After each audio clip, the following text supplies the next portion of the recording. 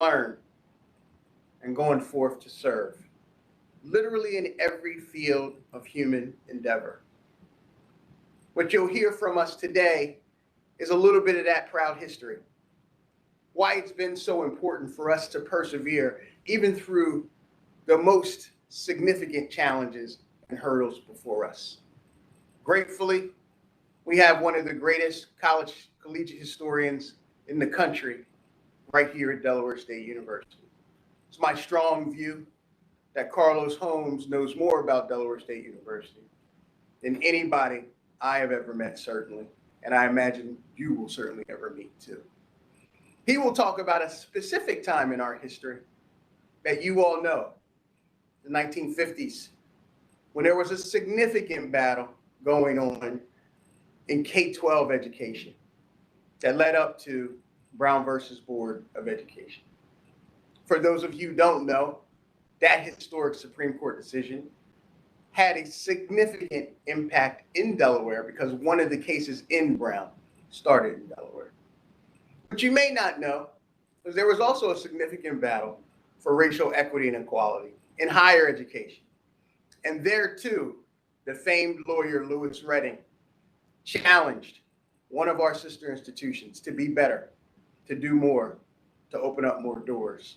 The reverberating effects of that decision directly affected Delaware State College and Delaware State University in a favorable way. What I can say now is we are a comprehensive research institution. We have more than 330 acres of land. We get significant support from the state, but we've diversified our portfolio in a way that includes a $144 million budget and a $27 million research portfolio. My friends, we're on our way. And this year alone, this past year, we were able to raise $41 million right in the middle of a pandemic. We're able to speak to the moment around all the issues with respect to racial discrimination and racial equality and be a leader in that moment. And most importantly, I believe we set the path, the standard for COVID protocols and testing on colleges and universities across this country. And we have such a bright future ahead of us.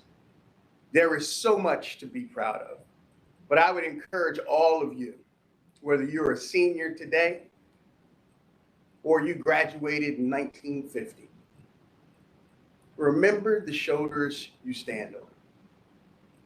They are big, broad, and meaningful in every way. So today, you'll hear from Carlos about one of those defining moments in our history. But before you hear from him, it is my distinct pleasure to introduce the Vice Chairman of the Board of Trustees, class of 1975, a person I consider a friend and a colleague, John Ridgway. I can tell you many stories about John personally, but what I really want you to focus on is he serves on the Board of Trustees and represents the alumni interest in such an esteemed and profound way. He is always thinking about how we bring more of our alumni back to the university fold, how we create new opportunities for engagement between alumni and current students. And he's used not only his personal belief and passion, but also his significant professional success to bring resources, time, energy, and talent into this wonderful institution of ours. And though he's recently retired, we gave him a new job. He's the chairman of the 130th committee, and he is going to do a bang-up job. What you will see throughout this year is Vice Chair Ridgway and a team of very talented alumni really promoting what it means when we say, welcome to Hornet Nation. With that, it is my distinct honor to turn it over to Vice Chair John Ridgway, who will be followed by University historian Carlos Holmes. Vice Chair Ridgway. Thank you, Dr. Allen, and thanks for your leadership, your support, and everything that you're doing at Delaware State University to make it relevant. And I will just tell you, a lot of times, and very humbly, you will defer things to the support, but it takes leadership. And it starts at the top. And that culture and that leadership, it runs throughout the whole Hornet family. Having said that, good morning, Hornet family and friends, alumnus, faculty, administrators, students. Hey, thanks for coming and joining Founders Day with us. What a fantastic day. I hope everyone is staying safe and warm as I'm looking out my office since retiring at all this snow that's falling down. And I prefer to be here with you today because I know at 2 o'clock I'll be out cleaning the driveway. You know, in May 2021, Delaware State University will be celebrating a major milestone, our 130th anniversary. There's many stories and many things we can share along the lines, but I think we're going to do a fantastic job. The historic event provides an excellent opportunity to share and celebrate our accomplishments for the last 130 years, but it also raises the bar about the future of Delaware State. Our future, incidentally, is bright. We're proud of DSU, our faculty, our administrators, their leadership, the national recognition that it's receiving, the focus on student success. And I can tell you, I never would have graduated without that type of focus. In the mission that we continue to transform lives, students, particularly in the underserved committee population. In order to make the 130th a success, we formed a committee. The committee has been assembled with diverse alumni, students, administrators from all different eras and professions, and it can share different experiences about Delaware State and put together a strategy to help make this 130th a fantastic event. You know, initially our focus was on raising funds to support the 130th, but when you really look at where we're going as an institution, the 130th is much more than that. We want to put together an initiative or a celebration that will sustain Delaware State University's legacy. So we put together the following goals and objectives, and I'll share them with you as they're on the screen. The first is to bring back alumni to the nest. We felt that was important. There's a lot of alumni that's out there that we don't see at homecomings anymore or see at key events. And I'll share this with you. Since launching the 130th, it's starting to catch momentum. And I am seeing the names and hearing from alumni I haven't heard from in years. We also want to honor our alumni. We want to honor our faculty. You know, we talk about the institution. I never would be who I am today without the faculty. If I didn't have the Ernie Talberts in my life or the Tisdales in my life, I wouldn't have graduated. So we want to honor them. We want to focus on the staff. We have a great staff. I think they deserve the recognition. And our administration, they are fantastic. Some of the best in class. And if you're reading and following DSU, you will see that a lot of our administrators are getting the recognition they solely deserve. And then our friends.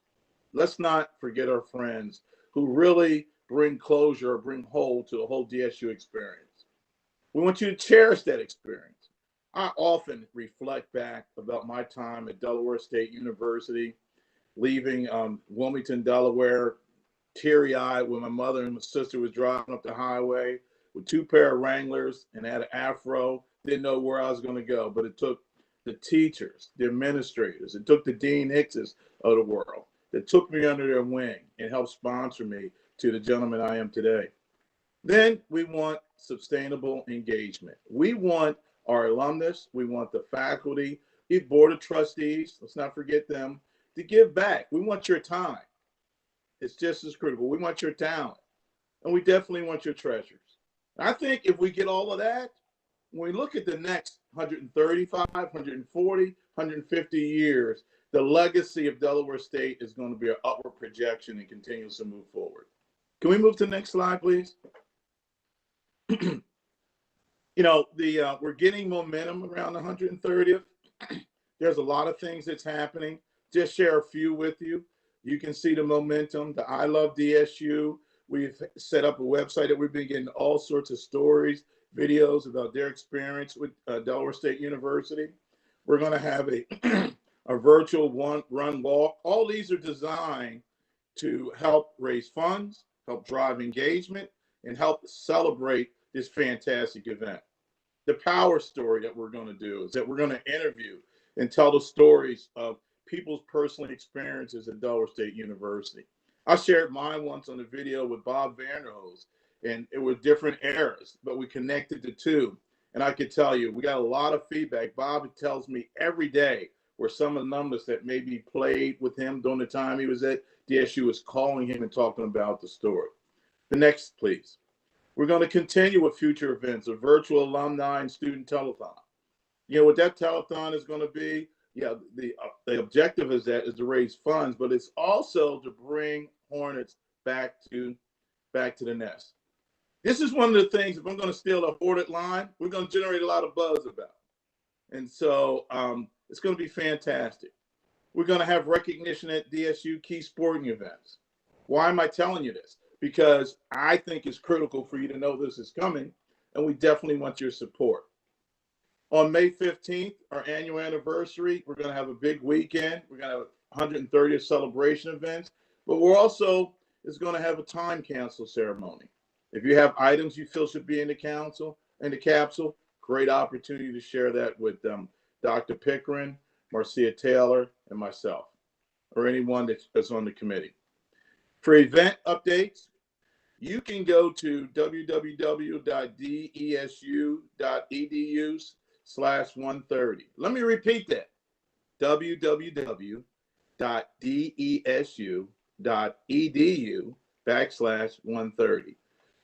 In order to celebrate this and set up some memorable moments, someone say anything? Oh, we're selling paraphernalia. All sorts of things can be found at the bookstore in honor of the 130th, and also some of the shirts that we're selling. We hope to see each and every one of you in some form of 130th merchandise. Can we go to the next? Another page. Okay. Obviously, we'd love your financial support. In order to do so, you can go to our 130th website. Again, www.desu130. You know, in closing, I would just say Delaware State University has been such a big part of my life. And I feel it's my corporate duty, my responsibility to give back. I am thankful for being on the board of trustees. I'm thankful for all the recognition that Delaware State University has provided me and my family. My aunt is one of the oldest alumnus at Delaware State University. She's gone on to glory, but Mildred Thomas, we reference that a lot. We have great leadership. And I tell you, I get phone calls from my friends honoring and recognizing us, and I am proud to be a Hornet. That's my story regarding the 130th anniversary. That's my story about being an alumnus. I hope you come along. Tell your story. Bring a friend. Find an alumnus who's not engaged. Support our leadership. Support our president. And having said that, I'd like to move it on to Carlos Holmes. We have a fantastic story about DSU and the history that it has. Thank you. Thank you, Vice Chair Ridgway. Our university historian and a great man, proud Hornet, Mr. Carlos Holmes. Well, good morning, everybody, and thank you, Dr. Allen. Thank you, Trustee Ridgway, for bringing us up to speed on the 130th anniversary.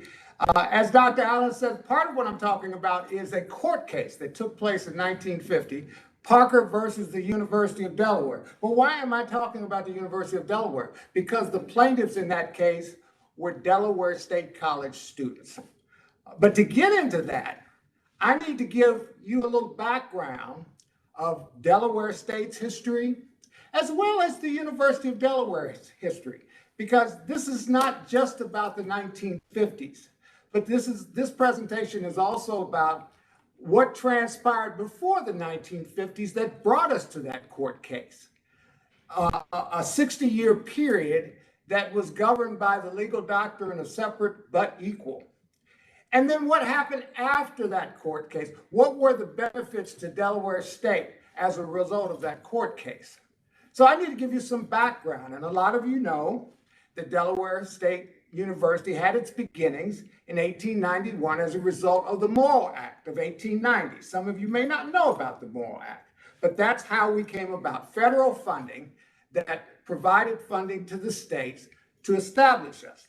But before that, there was another Morrill Act.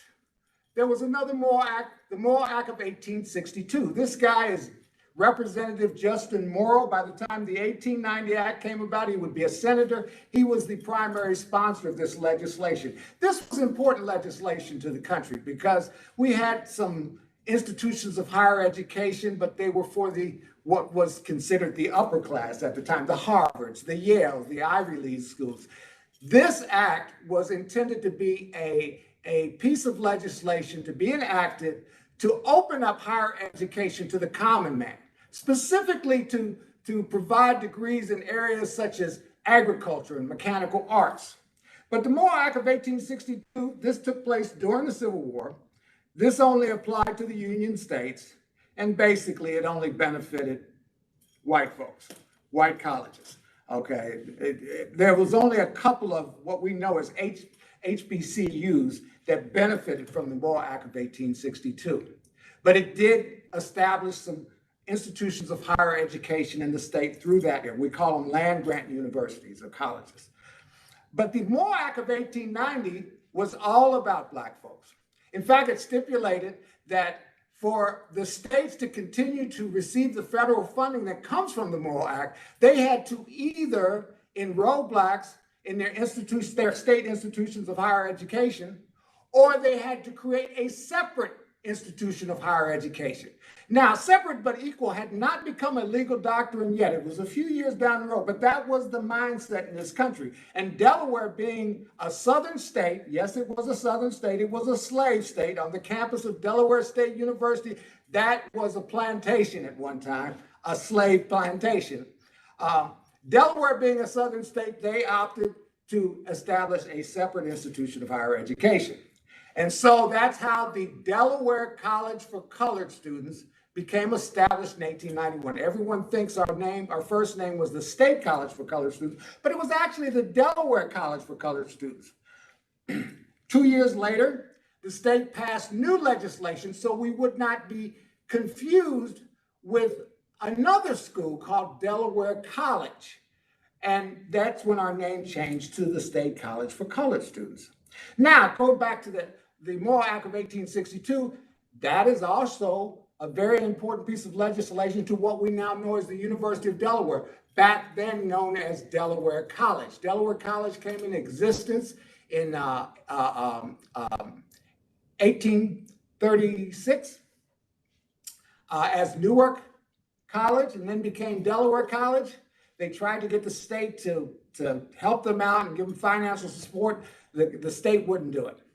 By 1950, Delaware College was closed down because of their financial difficulties. The Morrill Act of 1862 basically resuscitated Delaware College, and they've been going ever since, and now we know them as the University of Delaware. So now the Morrill Act was basically the opening act to this issue of disparity in how the state financially supported the State College for Colored Students and Delaware College. In fact, that act is supposed to be in support of higher education. So that meant Delaware College and the State College for Colored Students should have been getting money from that. It wasn't until 1898 that either school saw any money from the Morrill Act. And when we started seeing it, Delaware College got, for every dollar that the State College for Colored Students got, Delaware College got $5. For instance, in 1901, Delaware College got $20,000. The State College for Colored Students got $5,000. So that's kind of how it went. And that was kind of our story for the first 60 years. The state made it abundantly clear that it was very interested in supporting Delaware College. It was less so interested in the State College for Colored Students. And that bore itself out in terms of the state financial support. If you look at the amount of money that the state appropriated for operations, that helps tell the story. Between 1898 and 1949, Delaware College, or it became UD in 1921, they got $5.7 million from the state of Delaware, while the State College for Colored Students got $1.5 million. So it kind of worked out that for every dollar that the State College for Colored Students got, University of Delaware got 5. That's also extended to construction, new construction money, or money to maintain buildings or repair buildings. We call them capital improvement funding. And once again, the State College for Colored Students got far less than the University of Delaware. And it's very interesting because, at a time when the state should really help both institutions to grow, it helped the University of Delaware grow, but it didn't help the State College as much, okay? It's not that we didn't get any construction money, but we didn't get near as much as the University of Delaware. Next slide, please. Okay, these are the first 3 presidents: Wesley Webb, William Jason, and Richard Grossley. They're the gentlemen that were in charge of the college at the time, and they had to keep things going amid an inadequate amount of state funding support. This is a list of all the facilities and benefits that UD got from the state funding from the period of 1899 to 1929. And you see buildings there that were added. This is when a women's college was established. And then after the women's college was established, that's when they joined them to become the University of Delaware, exactly 100 years ago in 1921. You see the establishment of academic departments and financial support to do that, scholarships. Next slide, please. Next slide, please. Did you miss one? Yes. Okay, this is what the State College for Colored Students was able to do with the funding that was afforded them. Not as much funding. We had a building called Lower Hall that was built in 1902. Next slide, please. There it is. Used to be positioned right next to Lockerman Hall. We were able to get the state to come up with, at that time, was the biggest amount of money provided for new construction. And that resulted in the construction of an administration classroom building that we now know as Delaware Hall. That's a picture of it right there when it was brand new. And also the first dining facility, Conrad Hall, $275,000. That was pretty big back then. So while the state did that, it would be another about 20 years before we would see any new construction money from the state. Next slide, please. So this is what we were dealing with. So when we get to the 1940s, this is a really interesting period of time in our history because we got our first accreditation as a 4-year institution. Our name changed from the State College for Colored Students to Delaware State College. And this is the president, Dr. Howard Gregg. He was the first president we had that actually came here with an earned doctorate. He also brought the first faculty members here that actually had a terminal degree. Also in this decade of the 1940s, we had veterans coming from World War II, Black veterans, exercising their GI Bill educational benefits. They came to Del State, and it caused our enrollment to triple. Unfortunately, our physical infrastructure had not expanded, okay, to accommodate that growth. So we had some issues here at Del State. You know, residential halls were overcrowded, food services couldn't keep up, classroom space was at a premium. And it caused a lot of problems. The students were unhappy, discontent. In 1949, in February, they went on strike and stopped going to class. Someone picked up the phone and called up the Delaware State News and said, yo, we on strike out here. And we got some real issues with this president, Dr. Howard Gregg. The governor of the state, Albert Carville, got involved and basically told the students, in your strike, I got this. And by that, he meant he was going to convene a hearing to investigate the management of Delaware State College by the Gregg administration.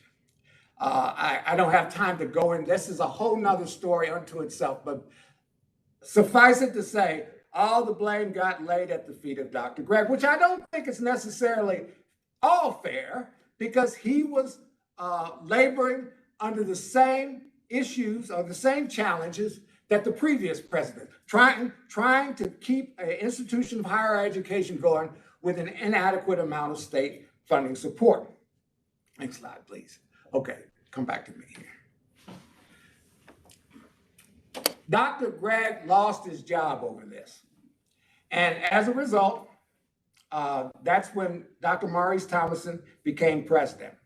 And soon thereafter, the Middle States Association, which is called the Middle States Association of Colleges and Secondary Schools, that's what its name was at that time, came in to evaluate us, to have a visit with Delaware State College. And they didn't like what they saw. And basically, they stripped us of our accreditation. It's interesting to note, when they came for a visit in 1944, they sent one person. And Dr. Gregg kind of gave them the grand tour and got things spruced up real good. And that's how we got our first accreditation. But in 1949, they sent a team, which is basically what they do now. And they kind of split the work up, looking into the various aspects of the college operations. And we lost our accreditation.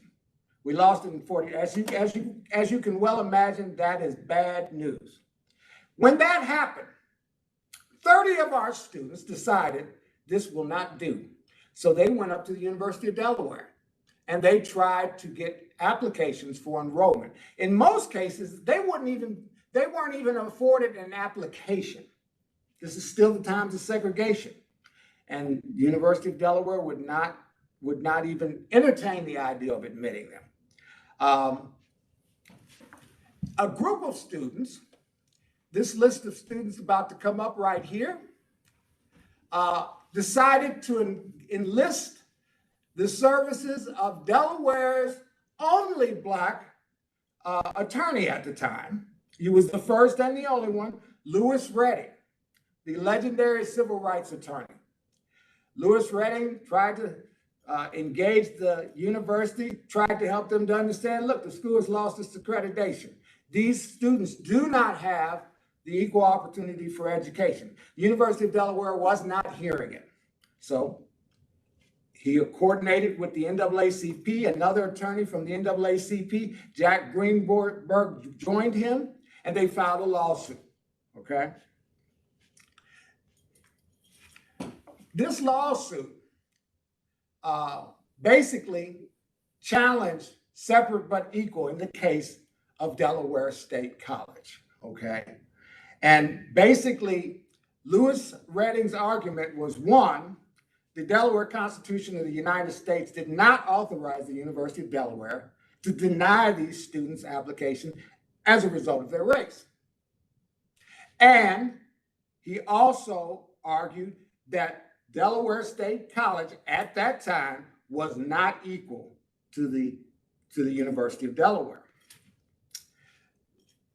It's interesting that the University of Delaware responded to that complaint by stating, one, that the 14th Amendment did not apply to them because they were a private institution. That's interesting that they said that, because the attorney that represented them was the state attorney general. Be that as it may. What Redding asked for in the lawsuit was for an injunction that would deny the university the opportunity to deny these students entry, or for that matter, any other students that similarly situated, to deny them admission to the University of Delaware on the basis of race.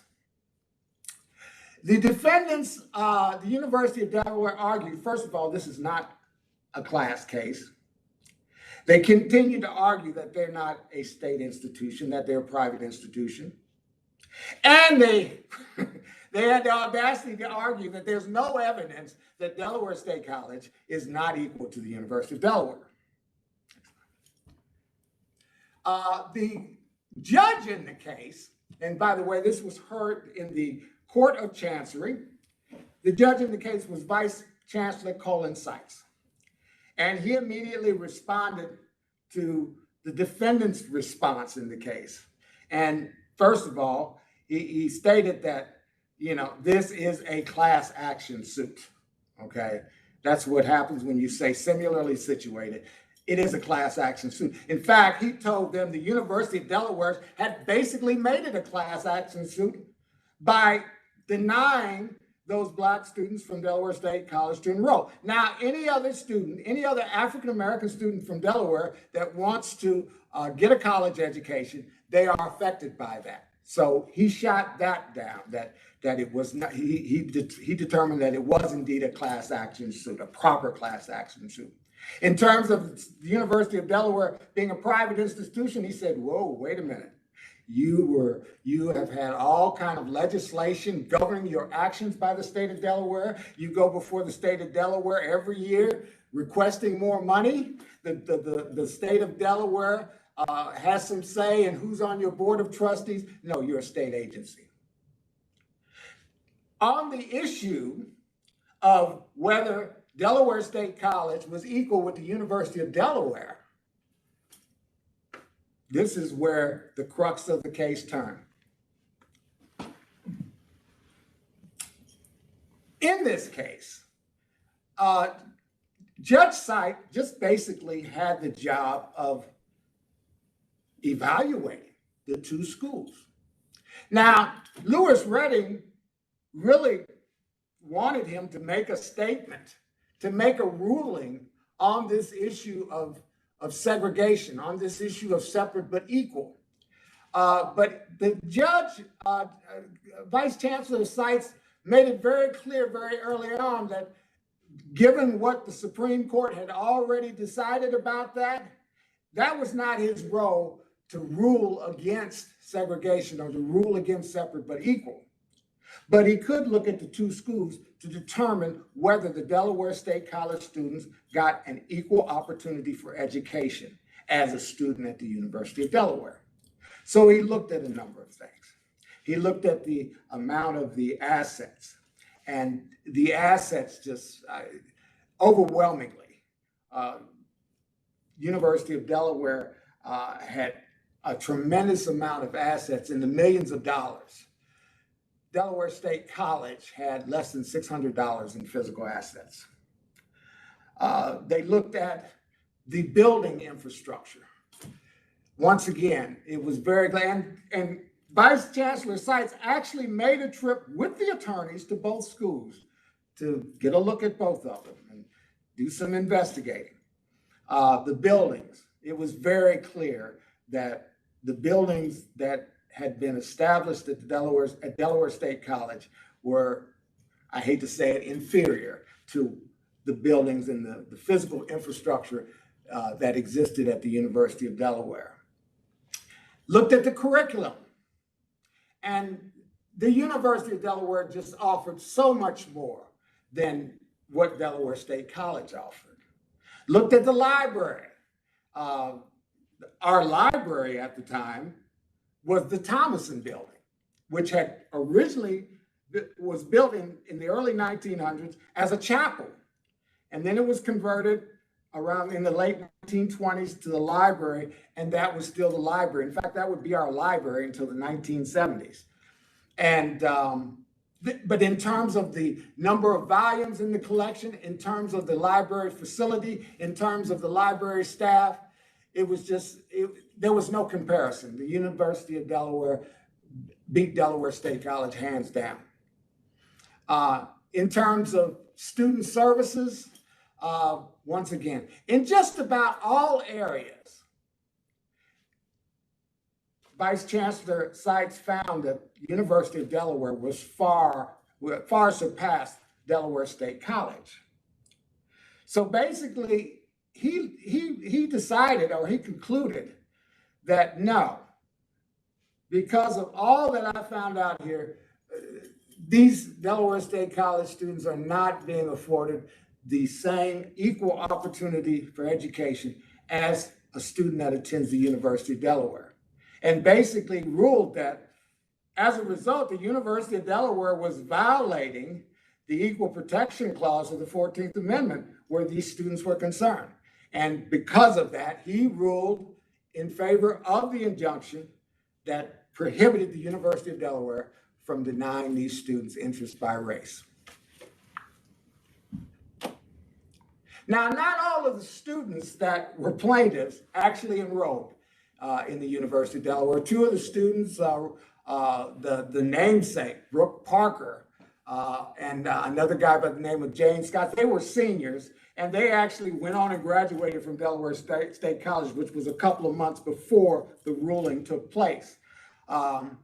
These three students, though, did enroll and did graduate. Helen M. Hanley was the first Black undergraduate to graduate from UD as an undergraduate. That's a picture of Homer Minus. I don't know much about Helen except that she's from Seaford, and it was hard to find information on her. Homer Minus I knew personally, and after he got a degree in medical technology at the University of Delaware in 1953, he went on and got his doctorate in dentistry at Temple University, and he was a dentist in Philadelphia, and then came back here and had a practice right here in Central Delaware. He passed away last year, or no, 2 years ago rather. But I knew him, he was a good man. Roy Holland also graduated from the University of Delaware. So great, these guys got the opportunity to go to the University of Delaware and finish, but where did this leave Delaware State College?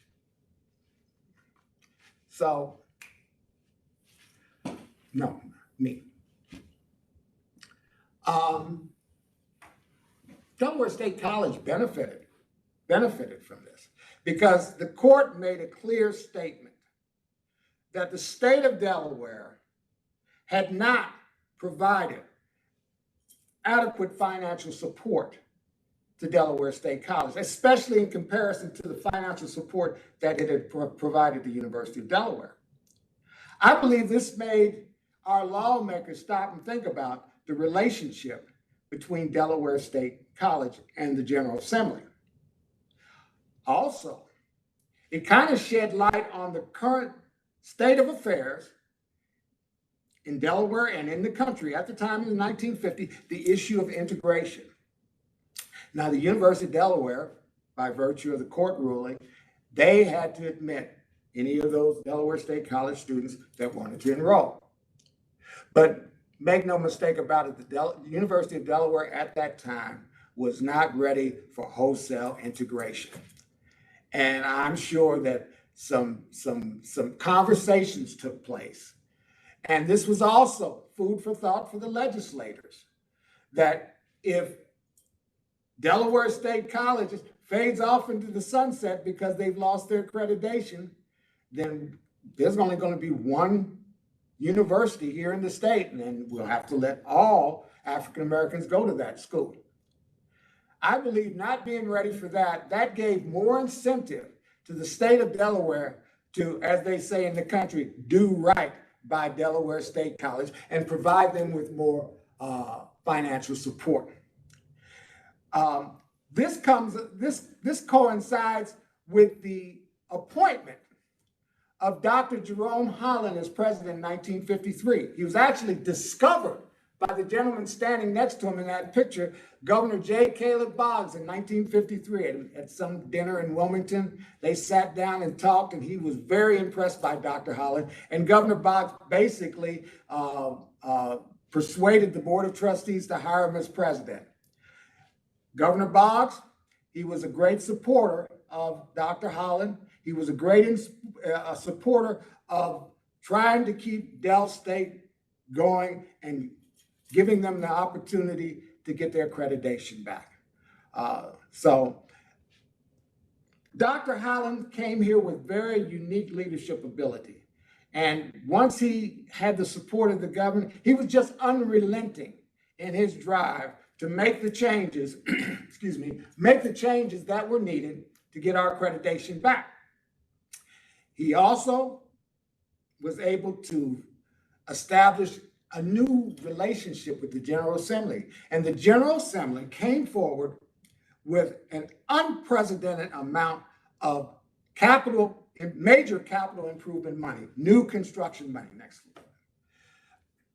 Resulting in the construction of Conwell Hall. You see there, Dr. Holland is dedicating the new men's dormitory. We now use it as the athletic offices and offices for other things. Grossley Hall. Delaware Hall had been the administration building and a classroom building. This gave us pretty much an administration building unto itself. It had a couple classrooms, but that was completed in 1959. The first gymnasium unto itself. Delaware Hall had a gymnasium in it, but this was the first gymnasium facility unto itself, built in 1956. Next slide. Also, you may not know this, we had faculty living on campus for a good part of our first 60 years, especially in this period. We had faculty housing that were built along what we know as Old College Road, or what it is, Old College Road, which is that runs along the Bank of America building, the Education Humanities building, the library. There was faculty housing all up that road, as well as the president's house. These infrastructure improvements were very important because that was part of our shortcomings where it came to our accreditation. And with the changes, and that's a whole nother presentation, the changes that Dr. Holland wrought through his leadership at Delaware State College to get our accreditation back. But the bottom line is we got our accreditation back. Now, this is a picture right now of basically an aerial shot of what the campus looked like in 1910. That was about it. You see Lower Hall there, you see Lockerman Hall there, you see the chapel, it had not become the library yet. You see two buildings called Jason and Cannon Halls over there to the right. And then you see agriculture facilities back behind that. Next slide, please. Now, this is what we looked in 1960 after we had the construction projects that took place in that period. I didn't show you a picture of Tubman Hall. That was something else that was built in the 1950s. And you see that road, College Road, that goes right up from, what would that be? South, from the south to the north there. But this is what we look like. Next slide, please. That's a statue we have on our campus of Jerome Holland memorializing his leadership and the reaffirmation of our accreditation in 1957. Parker versus the University of Delaware and the decade of the 1950s was a watershed moment in the history of Delaware State College. This represented a time where our relationship with the state of Delaware changed. And it changed in that the state of Delaware became actively involved in our growth. And by that, I mean they began applying state dollars to Delaware State College and later Delaware State University new construction projects. That didn't speak totally, though, to the operating budget. The disparity that existed between what UD got and what Delaware State College got in our first 60-year period, after the 1950s, that disparity still existed with respect to the operating budget. But the more important thing, I think, in terms of this story, is at least the state began appropriating money for our construction. Next slide, please. Dr. Holland left in 1960 to become the president of Hampton University. We were blessed to have him. This is our next president, Dr. Luna Mashu, and he picked right up where Dr. Holland left off. And you see a list over there. Actually, there were 11 buildings constructed during his long tenure, 27 years. But the list of buildings over there are the buildings that were supported with state funding dollars. So you see the amount of money that was applied to Del State was more than ever before, in the millions. Next slide, please. Go back to Mashu a minute, please. Go back to Mashu.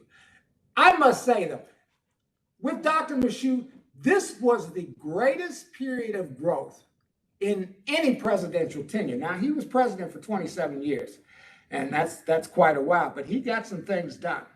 Our growth included academically. When he started, there were 18 undergraduate degree programs. By the time he retired in 1987, we had 70. And we had established our first 3 master's degree programs. And a couple months after we retired, we launched about 6 other master's degree programs, which meant those master's degree programs were actually developed under Dr. Mashu. So he had a tremendous, tremendous tenure. It was somewhere during that period of time the state also gave the university, through its board of trustees, the ability to issue bonds to raise their own money for construction projects. So we have an ability to raise bond for our own construction projects, plus we have the state contributing funding to certain construction projects. It's a much different relationship. Next slide, please. The next president is Dr. William DeLauder. And I must say, the work of Dr. Holland and Dr. Mashu really set the table for him. And Dr. DeLauder was then able to move ahead and make a compelling case to the state to change the name of Delaware State College to Delaware State University. And you see that picture of then Governor Tom Carper. He's a U.S. Senator now. He's signing the legislation giving us university status. Next slide, please. The growth continued under Dr. DeLauder. State funding helped,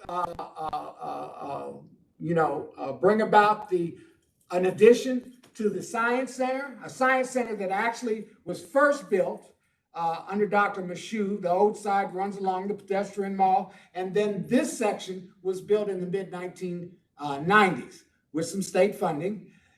A building for our College of Business, which was initially called the NB&A building, and now it's called the Bank of America building. Next slide, please. The next president was Dr. Sessoms, and he got some state money. That's how we got some funding to build the Wellness and Recreation Center. But I think, and the growth continued under him. It continued under Dr. DeLauder in terms of enrollment. The enrollment went over 3,300 students. With him, with Dr. Sessoms, the enrollment went over 3,700 students. But it was under Dr. Sessoms that we established our first doctoral programs. Could you slide back to the slide before that? Right there. Okay. The construction of the Science Center were very important, beginning in 1964 with the first phase, and then in 1995 with the phase that you see on the left side of your screen. Because this gave us the infrastructure to be able to really begin growing our research portfolio. And you know, with doctorate degrees, research is a part of that too. And go back to the Sessom slide, please. 4 of those 5 doctorate programs are in the STEM area.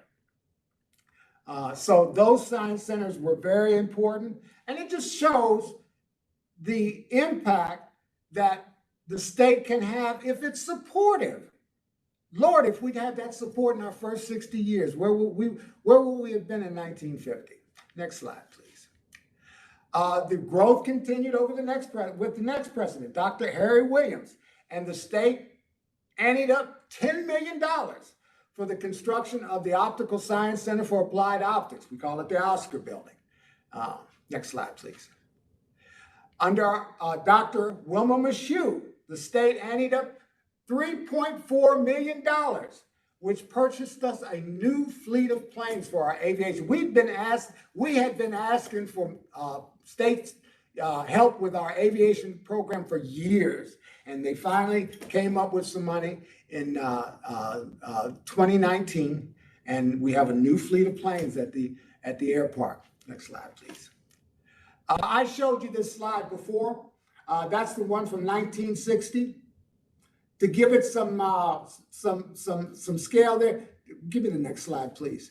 This is what we look like right now. This is exactly what we look like, because you see the Tubman Laws Residential Hall over there on the screen there, the left top level of the screen there. We've grown so much. We've grown so much. We've grown from our own perseverance, our own tenacity, but the state has helped us out. They've helped us out with construction money since the 1950s that helped this university become what it is now. Dr. Wilma Marshew, as you know, retired at the end of 2019, and our current president, Dr. Tony Allen, came on board. And now he's president. You know, he's been dealing with this COVID-19, and he's been navigating the university through this. But somewhere along the line, he found some time to broker a new deal, a historic development for our institution, where we are now acquiring Wesley College. Now, our situation with the state is still, basically, they are supporting us in some new construction projects, but we still have a disparity between the University of Delaware, not only the University of Delaware, but these days Delaware Technical and Community College, and the amount of money that Delaware State University gets. That still exists. That was still, up to about the 1990s, that was still pretty much, for every dollar we got, the University of Delaware got 4. By 1994, that changed, and now it's gotten to a point where every dollar we get, the University of Delaware gets 3. I'm not bringing Del Tech into this equation because they've got so many different colleges, the Owens campus, the Terry campus, the Stanton campus. They've got a lot of different campuses, so they get way more money. But that said, by July, it is expected that this Wesley College acquisition will be complete. And it will be interesting to see if the state of Delaware recognizes that and closes that disparity some. That's my presentation. I hope everybody got something out of that. I hope you found it. I find our history absolutely fascinating. And I thank Dr. Allen and Dr. Irene Hawkins and Dr. Vita Pickering for giving me the opportunity to share this history. Anybody knows me knows I love to talk about Delaware State University history. Thank you. Thank you, Carlos, for that wonderful presentation and for all you do for this wonderful institution of ours. I hope everybody enjoyed the rich history that Carlos shared. And as I said at the start, we stand on shoulders of giants. You saw some of those giants in Carlos's presentation. The question that is before us and should be before us in everything we do, whether you're a faculty, staff, student, alumni, or friend of Delaware State University, who will stand on your shoulders? Who will stand on your shoulders? That's what it means to enter to learn and go forth to serve. Happy Founders Day, and we'll see you real soon. Thanks for joining.